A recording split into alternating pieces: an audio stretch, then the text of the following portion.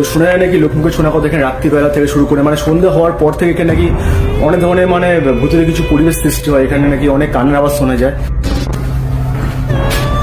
পুরো নির্ঝুম একটা সৃষ্টি।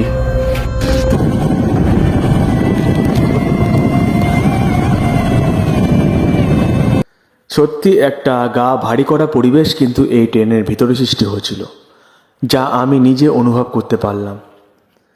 আর এখানকার মানুষজনের মুখে প্রচলিত বা সেদিনকে সন্ধ্যাবেলায় আড্ডায় বন্ধুরা আমাকে যা বলেছিল, সন্ধে বা রাত নামার সঙ্গে সঙ্গে কিন্তু এখানে কিছু কান্নার শব্দ ভেসে আছে। আদৌ এটা সত্যি কিনা আমি জানি না, বাট সত্যি হতেও পারে। তো এই হচ্ছে ভিডিও তোমাদেরকে